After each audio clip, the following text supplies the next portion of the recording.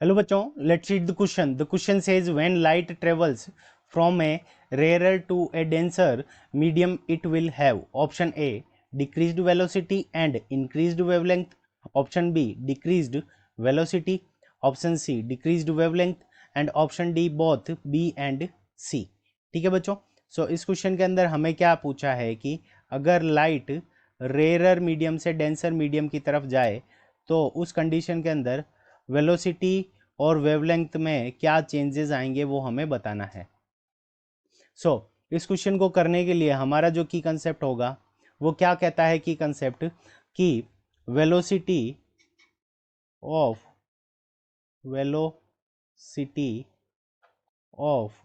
Light velocity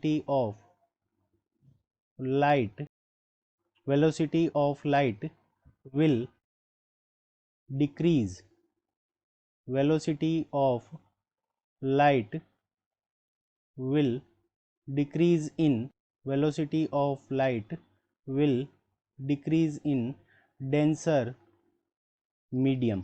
यानी अगर denser medium के अंदर जा रही है लाइट तो उसकी वेलोसिटी क्या होगी, डिक्रीज होगी. Velocity of light will decrease in denser medium. अब वेलोसिटी क्यों डिक्रीज होती है, इसके लिए एक फॉर्मूला होता है. तो वो क्या फॉर्मूला होता है, velocity of light v is equals to F frequency of light multiplied by wavelength of light. अब फ्रीक्वेंसी क्या होती है हमारी कि ये फ्रीक्वेंसी ऑफ लाइट हमेशा किसके ऊपर डिपेंड करती है, सोर्स ऑफ लाइट के ऊपर डिपेंड करती है. तो ये चेंज नहीं होगी चाहे डेंसर से रेयरर रेयरर से डेंसर जाए.